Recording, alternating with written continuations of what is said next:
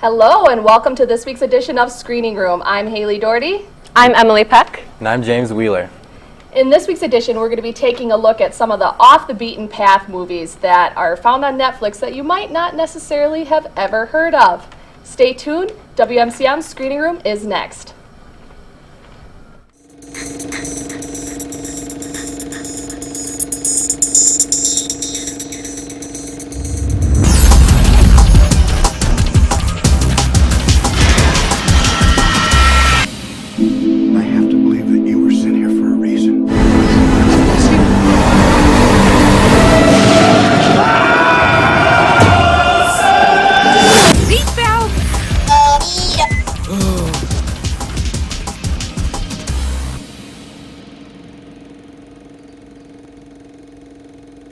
Welcome back. I'm Hayley Dougherty. Thanks for staying tuned.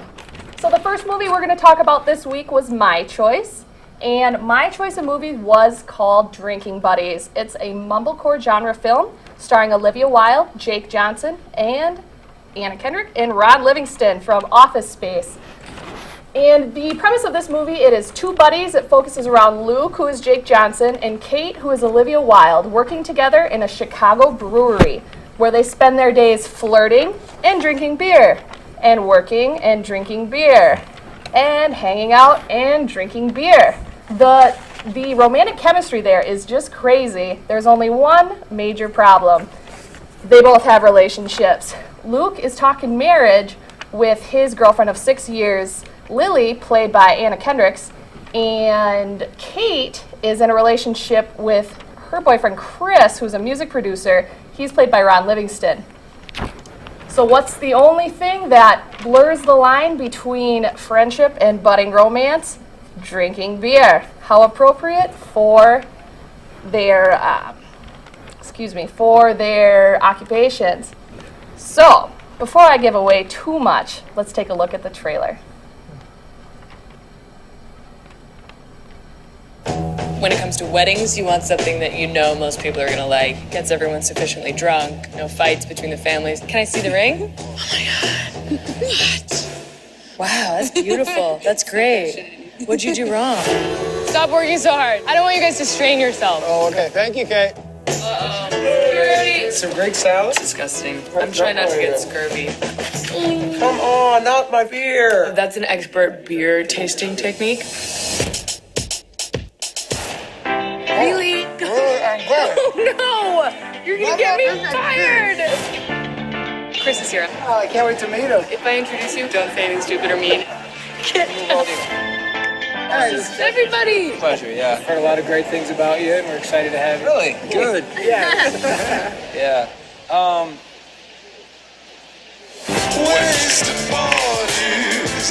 One more beer. Oh no, I'm fine. No, baby, I gotta go. Good night, Kate. We'll see you at work.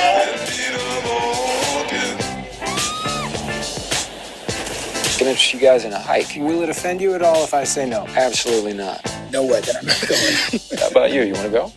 I guess you have to take a person at their word that they're actually into you. Let's get weird.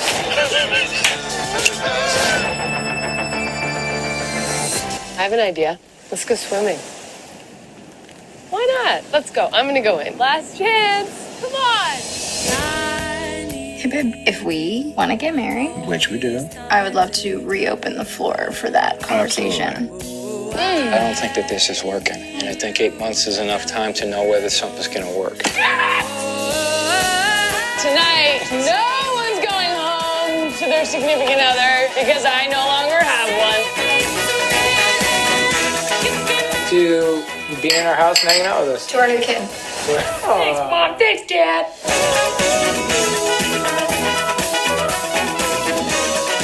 The problem with heartbreak is that to you it's like an atomic bomb, and to the world it's just really cliche because in the end we all have the same experience.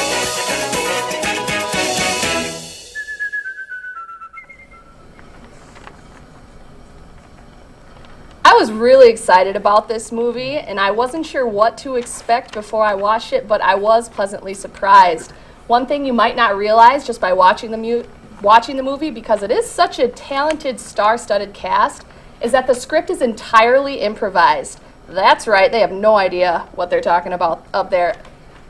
In my research, I learned that the only thing they really knew going into filming for the day was a very, very vague outline of what the plot was going to be like. In fact, one of the scenes where Chris, which is Kate or Olivia Wilde's character's boyfriend, is he had to film the scene where he's walking in the woods with Lily, and he didn't even know which of the girls was supposed to be his significant other. And so the awkward chemistry there was actually real. Another fun fact, Ron Livingston, I had no idea about this until I did some research, is Chris, and he also plays Peter from Office Space. He is Jennifer Livingston's brother from WKBT. No idea. I had no idea. I thought that was pretty awesome because she's kind of a local celebrity here in La Crosse. But anyway, back to the movie. I really enjoyed it. I didn't like it as much as I thought I was going to, just because it was advertised as a comedy.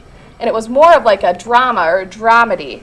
But what I did really like about the film is that the fact that they were improvising made it really, really natural for the characters to relate to each other. And it was really relatable. Like, the conversations were so realistic and so down to earth. It's like, wow, that's actually something I would feel. That's something I would say. And it made for a lot of really genuine interaction between the characters. So what did you guys think? Emily, did you like it? I did like it. It wasn't my favorite, but I think that the improvisational lines really helped make it really conversational and realistic.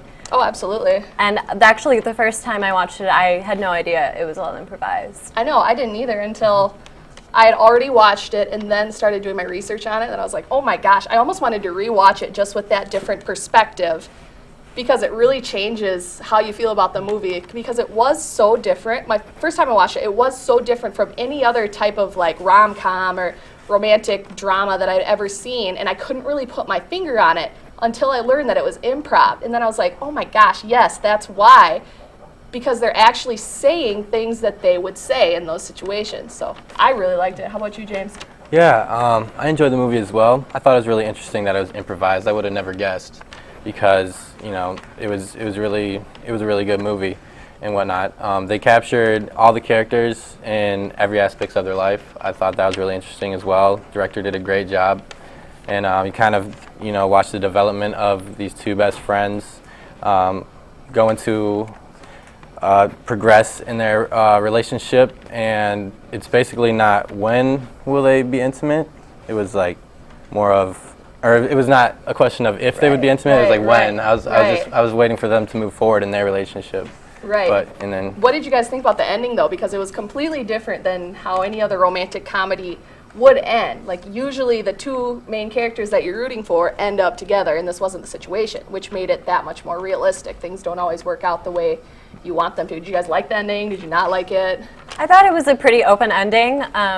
We can assume that they get together, or maybe they don't, but it didn't have the closure that you would expect, right? Which is different. Definitely wasn't your fairy tale ending. It was different, and I think the whole concept of the movie was unique and different, which made it, that much more interesting. I personally love the fact that it was in a brewery, because I'm fascinated by beer brewing. I want to do it myself sometime. But all right, well, thanks you guys. Stay tuned. We are going to take a look at Perfect Pets in WMCM Screening Room. We'll be right back.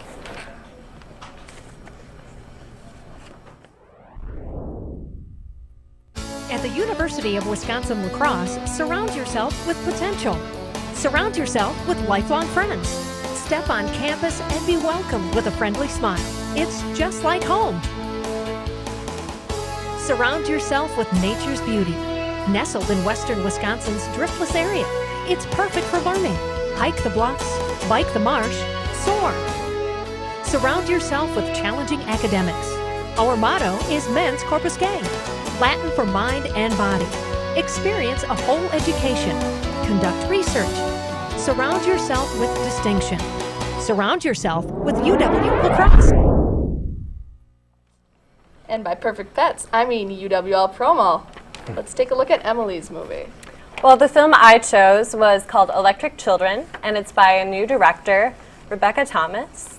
And it's about a 15-year-old girl from a fundamentalist Mormon community who listens to rock music for the first time and becomes pregnant and believes that it is the music that made her pregnant. So she goes to Las Vegas to find the singer of the song, who she believes is the father of her Jesus baby. It stars Julia Garner in an incredible performance, and you may have seen her in Martha, Marcy, May, Marlene, and she's a relatively new actress. Liam Aiken is her brother, and he was in a series of unfortunate events. Rory Culkin, Cynthia Watros, Billy Zane, and Bill Sage are also in this film. This is a film that really stays with you. It's completely different plot-wise from any movie I've ever seen. It also incorporates music really well into the film, with didactic music played after it's introduced. And the director actually grew up in a Mormon community, not a fundamentalist Mormon community, but she has an interesting viewpoint on the Mormons. Let's take a look. This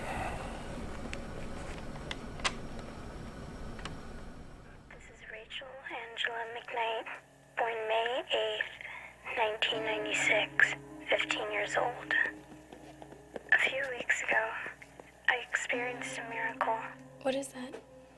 That's a cassette tape, but its purposes can be used for evil, so we'll keep it to those who can be trusted. And the angel said unto her, Fear not, Mary. What are you doing? And behold, thou shalt conceive in thy womb and bring forth a son. I think God got me pregnant through that blue tape. Rachel! Pull right over right now. I accelerate down a road I have not yet traversed. I travel beyond the red bluffs of a home I cannot again call my home, in search of the father of my holy child, the man who sings on the cassette tape. Where are you guys heading to? Do you want to come?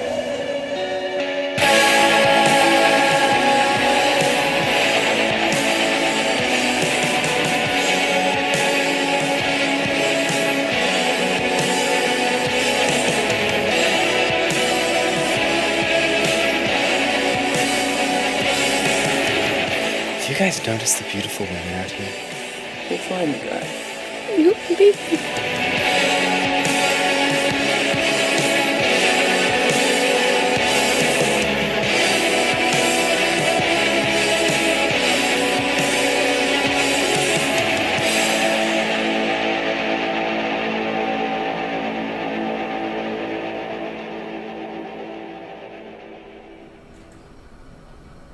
I personally found this film really interesting, and I thought the storyline was completely different than anything I'd seen before. What do you guys think?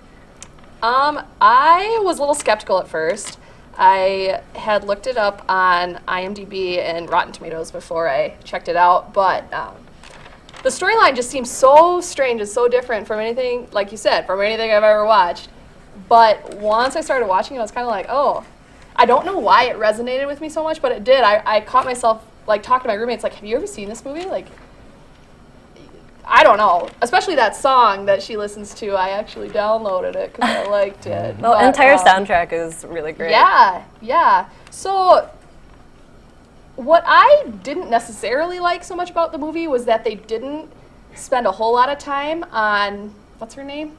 What's the main Rachel? character's? Rachel. They didn't spend a whole lot of time on Rachel and Mr. Will's experience in Vegas, which I think, you know, a movie like this where it's two Mormon kids running around in Vegas trying to figure out how to distinguish between their lives back home and this new reality, they didn't spend a whole lot of time actually in Vegas. And Clyde, the guy they meet, was my favorite character. I loved him. Hilarious. And especially if he's the one that Rachel ends up wanting to be with, they didn't spend a whole lot of time developing his character. That's the only real critique I had of this movie. What did you think? I personally thought the movie was interesting. I liked how they started it slowly. At first I thought it was a little bit dry, but they started the movie really slow with the interview, had her on a cassette tape. You know, Mormon culture and everything, and it was really primitive. I like the contrast, like in movies like this, where they go from, you know, a primitive lifestyle and then expose people that have never been into a different scenario. And I kind of do wish they, you know, emphasize more on their experience in Las Vegas as well, and some other things that they could have got into. I like that too. Like, I had no idea that it was set in like 2006 or something. Mm-hmm. You never would have guessed that from the opening scenes. Then all of a sudden, it's my name is Rachel. It's 2006 when she's talking on her tape recorder that she's absolutely in love with. And she had never talked on a cell phone before. Right. It's a fish out of water story, but a completely different take on it. Right. No, I really liked it. You know, and I'm glad that I got the opportunity to watch this movie because, like our theme suggests, it's one of those movies that you would never think to watch on Instant Queue on Netflix, and now, you know, that option's out there. It's kind of hidden. Yep. So what's your interpretation of the ending? Because I was a little blurry on that. In terms of, like, the father of the baby and what actually happened. It never actually says who the father of the child is. It is up for interpretation, but I think that each person can take a different ending for themselves. And I think that just you should just understand what her experiences might be, why she might think that she is the new Virgin Mary. The way I interpreted this, and correct me if I'm wrong, guys, if you got something different here. So she thinks it was this immaculate conception because she was brought up in this religious community and that's what she was familiar with. But it wasn't Mr. Will's baby, as her parents may have initially speculated because of that weird, awkward little scene when she was in the shed and she found the tape. And it wasn't Clyde's baby because she was pregnant before she even went to Vegas and met Clyde. And so I'm thinking, it's not a Jesus baby because it's not a Jesus baby. And so then I was like, the only other person I could possibly think of is there had to have been some sort of action off camera, you know, some implied action that happened that wasn't on the camera where the pastor, like the leader of the community, had maybe taken advantage of her and he was the dad and she repressed it psychologically, and that was my interpretation though. You guys? On that note, let's go to Perfect Pets.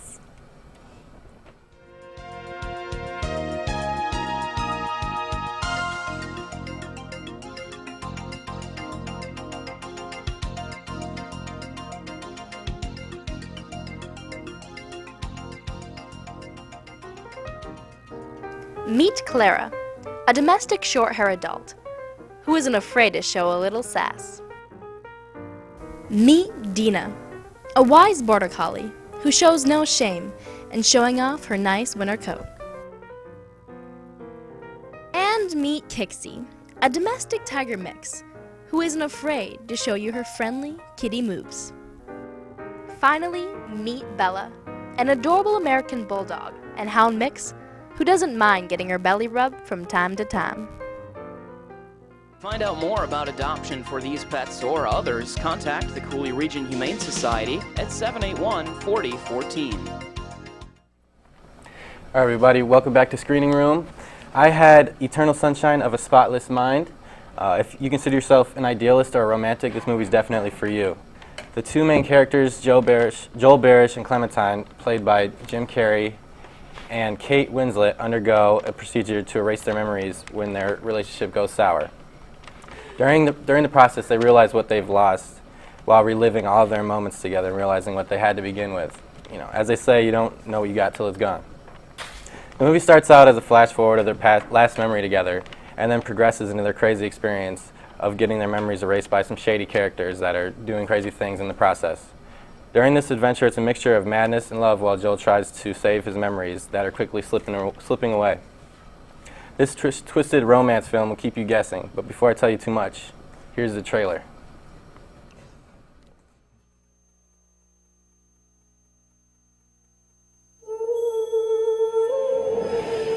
I'm Clementine, by the way. I'm Joel. Hi, Joel. No jokes about my name. You like? You look like a tangerine.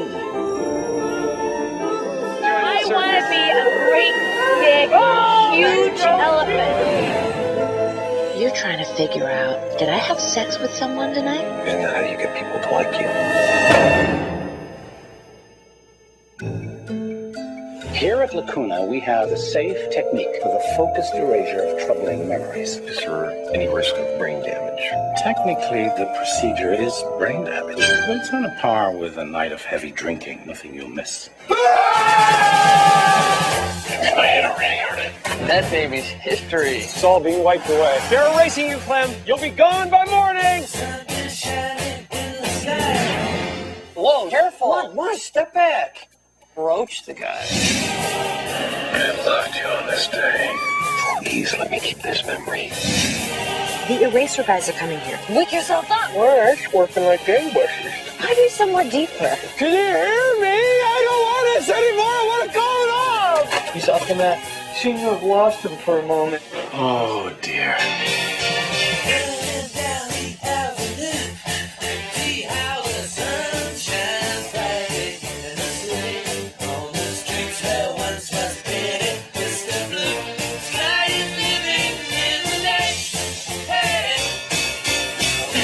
Are you sure? I'm so sure.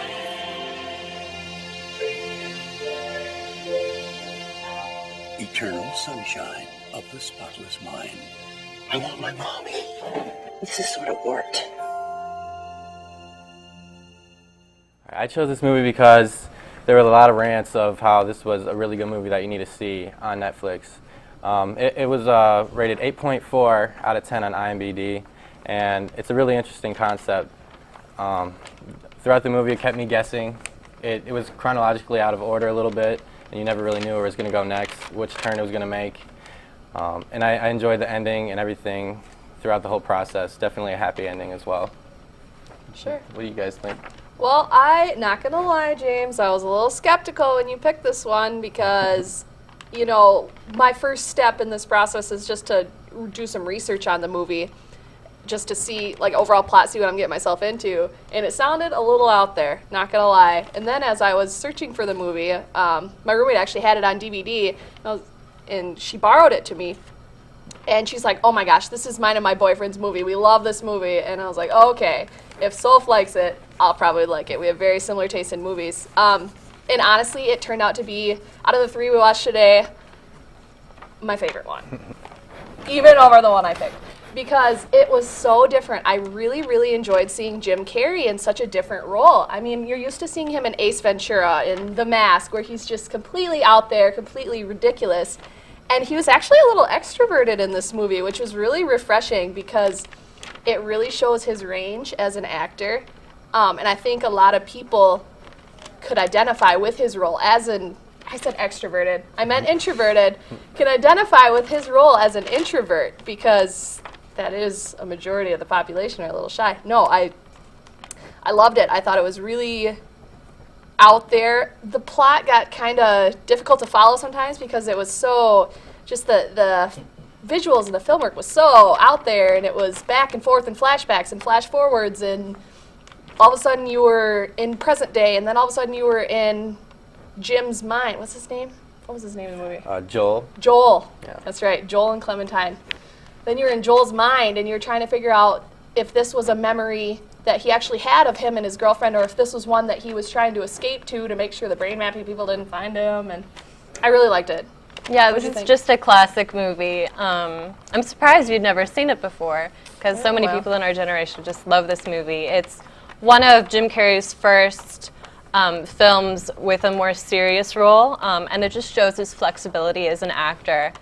And I didn't really like Jim Carrey all that much as a comedic actor, but I do appreciate him as a serious actor. I think he's a very talented actor. Can we just take a minute to appreciate Kate Winslet as well? I mean, she killed it. Yeah, she's incredible. I love her so much. You see her in Titanic, where she's just this prim and proper little English 17-year-old girl, and then a movie like this, completely different. And it was so, she was so like on the borderline of being just a little neurotic that like her character was like so unnerving and different that it was unlike any movie I've ever seen. Like I've said that 3 times, but we killed it on our movie choices, guys.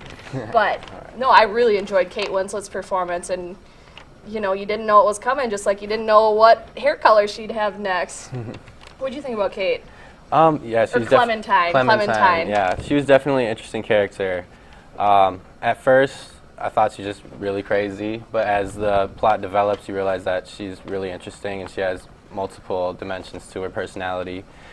Also, what threw me off is, you know, how quickly their relationship ended. You know, she just, on impulse, just decided to erase her memory, and then the doctors were pretty shady to me too. I don't know if they had ill intent. And then the other, who was the other character that took? Peter? Yeah, he tried to take her relationship by taking all of Joel's stuff and putting it in his house and trying to convince her that she loved him. Sure. I don't know. It's pretty crazy. Well, like I said, our movie choices were awesome. I really enjoyed all three of them, so good job, guys. So some of the other movies that are similar to the kind of the ones we picked, kind of like the off the beaten path, indie, independent movies that were at festivals or, you know, found on Netflix that many people don't really know about. One that's similar to Drinking Buddies, the one I chose, was Blue Valentine. Have you guys heard of it? With Ryan Gosling? Yes. Yeah. Yep, where it's a romantic comedy that's not a comedy, a romantic drama where it caught a lot of flack because the dialogue and the situations were so realistic that the audience who, you know, the typical American audience who wants a happy ending and wants all the pieces to fall together just perfectly didn't necessarily like.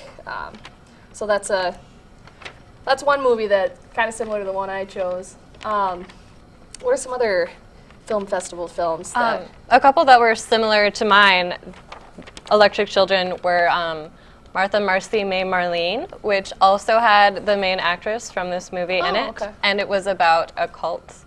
And Elizabeth Olsen is in that film. And another one on Netflix is Saved, which is about a pregnant teenager. Sure. Well, let's take a look at some of the films that are in theaters right now that you can check out. The Lego Movie. Not necessarily my cup of tea. I'm not the type of grown adult who goes to children's movies, but, you know, the description is an ordinary Lego minifigure, mistakenly thought to be extraordinary master builder, is recruited to join a quest to stop an evil Lego tyrant from gluing the universe together. Sounds pretty interesting. Legos are one of my favorite toys, so maybe I'd check it out. RoboCop, About Last Night. Got Winter's Tale, Endless Love with Alex Pettyfer, The Monuments Men. There's some really good ones coming up. About Last Night has Kevin Hart. Monuments Men is the war movie. Some movies coming up. We've got Mr. Peabody and Sherman. You guys heard of any of these here? Mr. Peabody and Sherman, I've seen a trailer for that's about a dog. Oh yeah, and he goes back in history and checks out different. Yep. But it's kind of funny, right? Yeah, and it's not a Disney film. But it's a children's film. I heard of Need for Speed, so I guess I've played all the video games growing up. Oh, and so I guess they're like a playing video game. Fast and Furious, I guess. Sure. That's pretty cool. Some movies that are coming out on DVD. We've got The Fifth Estate. That's with Benedict Cumberbatch. Oh, he's handsome. Great. He's a great actor too. He's handsome. Rush with Chris Hemsworth, and that's about a race car driver. Sure. Las Vegas, which is Morgan about Freeman's in that one. Yep. Oh, he's the best. That's the one about the senior citizens who go to Las Vegas. Yeah, for a bachelor party. Yep. Like And that also has Robert De Niro and Michael Douglas. Thor: The Dark World. You a Thor fan, James? I've seen the first one, but I mean. You like Chris Hemsworth? Yeah, he's alright. All right, and if you're looking for a cheap date, let's check out some of the movies in the Riv. All right, so we got a big one, The Wolf on Wall Street. I've heard that's a really good movie with Leonardo DiCaprio. We got American Hustle with Christian Bale, Amy Adams, Bradley Cooper. Philomena. Judi Dench, Steve Coogan. The Hunger Games, Catching Fire. I've personally seen that. So good, so good. Good movie. Say Mr. Banks. And The Nut Job. So if you want to take your significant other out for a date, go check out some of the movies in the Riv. Well, we certainly have had quite a variety of movies to talk about today. We checked out. And there's so many others on Netflix that are really worth watching. Yep, absolutely. So You got the time, check out Netflix. All right, well, thank you very much for tuning into Screening Room, and we will see you next week.